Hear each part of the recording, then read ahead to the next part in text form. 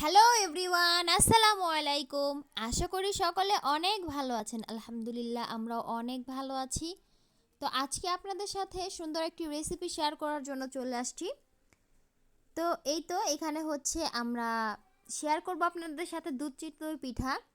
তো এইখানে আমরা ওভারনাইটের জন্য চালটাকে ভিজিয়ে রেখেছিলাম এবং পরিমাণ মতো পানি দিয়ে ব্লেন্ড করে নিয়েছি চালটা। আপনারা চাইলে কিন্তু শুকনো চালের গুঁড়া দিয়েও পিঠাটাকে তৈরি করে নিতে পারেন। সেক্ষেত্রে পরিমাণ মতো পানি দিয়ে চালটাকে একটু ব্যাটার তৈরি করে নিতে হবে পারফেক্টভাবে। তো এখানে হচ্ছে আমরা মাটির চুলায় পিঠাটাকে তৈরি করব। তো মাটির একটা পাত্র আমরা অলরেডি চুলায় বসিয়ে দিয়েছি এবং এটাকে একটু ক্লিন করে নেওয়ার জন্য একটু অল্প পরিমাণে লবণ দিয়ে আমরা পরিষ্কার একটা কাপড় দিয়ে মুছে নিয়েছি। আপনারা চাইলে কিন্তু টিস্যু পেপার দিয়েও মুছে নিতে পারেন। তো এখানে হচ্ছে প্রথম পিঠাটার জন্য ব্যাটার এখানে দিয়ে দেওয়া হয়েছে। আমরা দুইটা চুলায় হচ্ছে একত্রে পিঠাটাকে তৈরি করব। তো পরপর দুইটা প্যানেই দিয়ে দেওয়া হয়েছে পিঠার ব্যাটার। এখন ঢাকনা দিয়ে ঢেকে দিতে হবে। তো এক একটা পিঠা হতে লাকড়ির চুলা যেহেতু জালটা বেশি, তারপরে হচ্ছে 2.5 থেকে 3 মিনিটের মতো সময় লাগে পারফেক্টভাবে পিঠাটা একদম ফ্লাফি হওয়ার জন্য। তো মিডলে আপনারা একবার হচ্ছে একটু চেক করে দেখে নেবেন, যদি পিঠার অংশটা কাঁচা থেকে থাকে সে পর্যায়ে আবার একটু ঢাকনা দিয়ে ঢেকে রেখে দিবেন। তাহলে দেখা যাবে যে পিঠাটা একটু একদম পারফেক্ট হয়েছে। তো খেয়াল রাখতে হবে আবার যেন পিঠাটা তলানিতে পুড়ে না যায়, যেহেতু গ্যাসের চাইতে লাকড়ির চুলায় তাপটা প্রচুর বেশি থাকে। তো আপনারা হচ্ছে আগুনটা দেখে বুঝতে পারতেছেন। তো আমাদের এই পিঠাটা হয়ে গেছে, যেহেতু হচ্ছে আমাদের এই চুলার মুখটা একটু বড় ছিল এবং প্যানটা একটু ছোট ছিল। সেই ক্ষেত্রে হচ্ছে আম্মু আবার একটু পরে এক্সচেঞ্জ করে দিয়েছে, তা না হলে দেখা গেছিল যে এটা উঠাতে পিঠাটা একটু প্রবলেম হচ্ছিল। তো প্যানটা হচ্ছে এখানে চেঞ্জ করে দেওয়া হবে।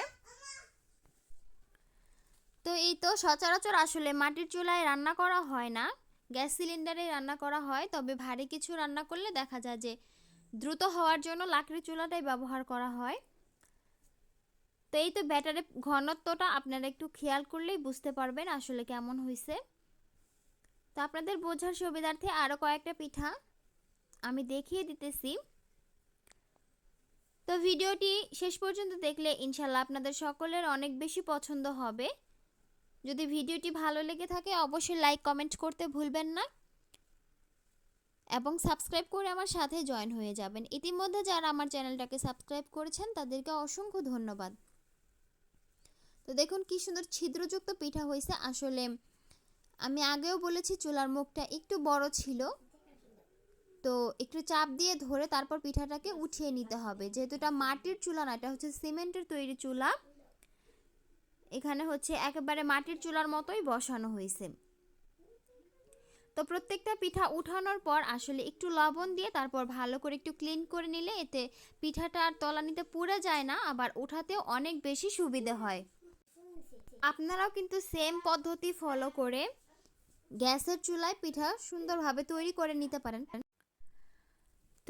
তো পিঠাগুলাকে বানিয়ে নিতেছি খুব সুন্দর করে। আপনারা দেখতেই পারতেছেন পিঠাগুলা আলহামদুলিল্লাহ অনেক বেশি সুন্দর হইতেছে এবং খেতেও মাশাল্লাহ অনেক বেশি মজার ছিল।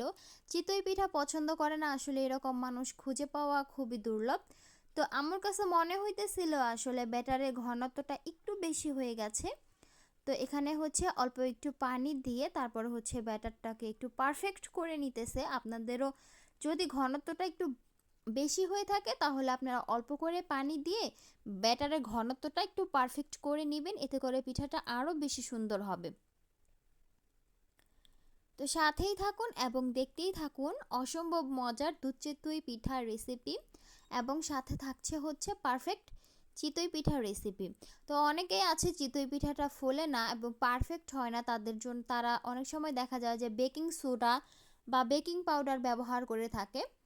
তো আমাদের এখানে হচ্ছে আতপ চাল আর ভাতের যে চালটা আছে এই দুইটা চাল মিক্স করে হচ্ছে আজকে আমরা পিঠাটাকে তৈরি করতেছি, কোনো রকম বেকিং পাউডার বা বেকিং সোডা ছাড়া লাকড়ির চুলায়। তো দেখতেই পারতেছেন আলহামদুলিল্লাহ পিঠাটা অনেক বেশি সুন্দর হয়েছে। তো এক এক করে হচ্ছে আমরা বাকি পিঠাগুলাও এখন রেডি করে নিব। তো সাথেই থাকুন আপনারা এবং দেখতেই থাকুন।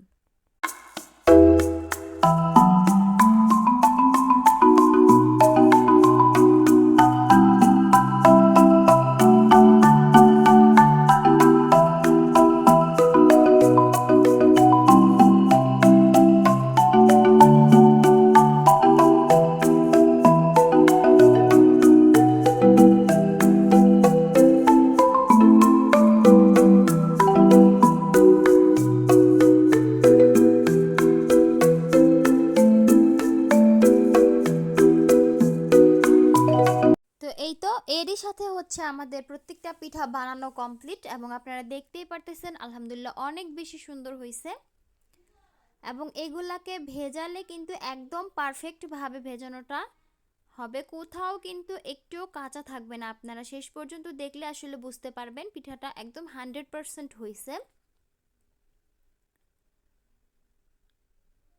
তো পিঠাগুলা বানানো হয়ে গেলে এ পর্যায়ে হচ্ছে আমরা পিঠাগুলাকে প্রত্যেকটা পিঠাকে ধাপে ধাপে হচ্ছে ভেঙে নিব। ভেঙে নিলে হচ্ছে ভেজাতে সুবিধা হয়। অনেকে আছে যে পিঠাটাকে আস্তই ব্যবহার করে, সেক্ষেত্রে দেখা যায় যে পিঠার ভেতরের অংশে কাঁচা থেকে যায়। তা আমরা হচ্ছে এক এক করে দেখতে পারতেছেন আপনারা, আমরা ভেঙে গুঁড়ো করব না, জাস্ট হচ্ছে মিডল পয়েন্টটাকে একটু ভেঙে দিব, এতে করে পিঠাটা 100% ভিজবে এবং খেতেও কিন্তু অসম্ভব মজা লাগবে।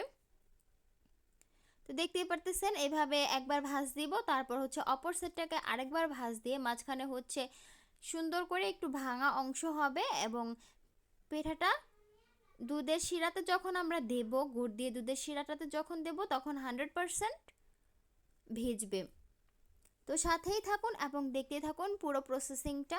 ইনশাল্লাহ যাদের হচ্ছে দুধ চিতই পিঠাটা বানাতে প্রবলেম হয় তাদের আর নেক্সট টাইম কোনো প্রবলেম হবে না, যদি ফুল ভিডিওটি আপনারা মনোযোগ সহকারে দেখে থাকেন। সেক্ষেত্রে যারা নতুন তাদের কিন্তু অনেক বেশি উপকৃত হবেন এবং যারা পুরাতন আছেন তারাও কিন্তু এই প্রসেসটা ফলো করতে পারেন। অনেকেই দেখা যায় যে অনেক ক্ষেত্রে আগে আসলে এরকম প্রবলেম হতো না, এখন যেহেতু গুড়ের মধ্যে নানান ধরনের কেমিক্যাল অ্যাড করা হয়, তো দুধ আর গুড়টাকে একসাথে অ্যাড করলে দেখা যায় যে দুধটা ফেটে যায়। তো আমরা হচ্ছে নতুন একটা পদ্ধতিতে আপনাদেরকে পিঠাটাকে ভেজানো দেখাবো। তো এ পর্যায়ে কিন্তু দুধটা আর ফাটার কোনো চান্স থাকবে না। আপনারা একবার হলেও বাসায় ট্রাই করবেন, ইনশাল্লাহ সবাই অনেক বেশি পছন্দ করবে। তো আমাদের পিঠাগুলা একদম ফাটানো কমপ্লিট হয়ে গেছে। এ পর্যায়ে হচ্ছে আমরা খেজুর গুড় নিয়েছি, পরিমাণ মতো খেজুর গুড় নিয়ে এখানে হচ্ছে আমু পরিমাণ মতো পানি দিয়ে প্রথমে গুড়টাকে একটু গুলিয়ে নিতেছে। তো আপনারা চাইলে কিন্তু পাটালি গুড়টাও অ্যাড করতে পারেন, আমরা এখানে খেজুরের গুড়টা অ্যাড করেছি এবং এটা পরিমাণ মতো পানিতে একদম গুলিয়ে নিতেছি এবং গুলিয়ে নেওয়া হয়ে গেলে এটাকে সুন্দর করে ছাঁকনি দিয়ে ছেঁকে নিতে হবে, কারণ গুড়ের মধ্যে অনেক ময়লা অনেক সময় পাওয়া যায়, মাছিও পাওয়া যায়। তার জন্য হচ্ছে ভালো করে গুড়টাকে ভেঙে নিয়ে তারপর ছেঁকে নিতে হবে। তো এই তো এ পর্যায়ে হচ্ছে আমরা একটা চালনিতে ছেঁকে নিতেছি, এক্সট্রা যে ময়লাগুলো যদি থেকে থাকে তাহলে কিন্তু এখানে বেঁধে যাবে। তো এই তো আমরা এখন হচ্ছে গুড়টাকে ছেঁকে নিয়ে তারপর আমরা মাটির চুলাতে আবার অনেক টাইম ধরে শিরাটাকে জাল করব। তো খেজুর গুড়টা আসলে যত বেশি জাল করবেন এর গ্রানটা তত বেশি ভালো আসবে। তো এই তো ছেঁকে নেওয়ার পর আমি এখানে হচ্ছে আপনাদের সাথে শেয়ার করলাম, একবার ছেঁকে নেব, এভাবে হচ্ছে আমরা 3-4 বারের মতো ছেঁকে নিয়েছি। আর আমাদের শিরাতে কিন্তু কোনো ধরনের ময়লা শেষ পর্যায়ে আর ছিল না। তো আপনারাও ছেঁকে নেবেন, এতে করে জীবাণুমুক্ত হবে। তো এই তো আমরা আবার মাটির চুলায় বসিয়ে দিয়েছি পাত্রটাকে, একটু বড় সাইজের পাত্র নেওয়ার ট্রাই করবেন, যেহেতু আমরা পিঠাটাকেও হচ্ছে এই সেম হাঁড়িতে করে একটু জাল করে নিব, তার জন্য কিন্তু এখানে বড় সাইজের পাতিল নেয়ার প্রয়োজন আছে। আপনারাও বড় সাইজের পাতিল নিয়ে তারপর হচ্ছে শিরাটাকে জাল করে নেবেন। তো আমরা হচ্ছে মিনিমাম 40 থেকে 45 মিনিটের মতো টোটাল হচ্ছে শিরাটাকে জাল করে নিয়েছি। তো এক পর্যায়ে দেখতে পারতেছেন খুব সুন্দর বলও করতেছে, এখানে যেহেতু মাটির হাঁড়ি একদম টকবগে করে বলকাইতেছে। তো এখানে হচ্ছে দেখা যাচ্ছিল না বিধায় আমি একটু মানে হাওয়া দিয়ে আপনাদের দেখিয়ে দিলাম কীরকম বলক উঠতেছিল।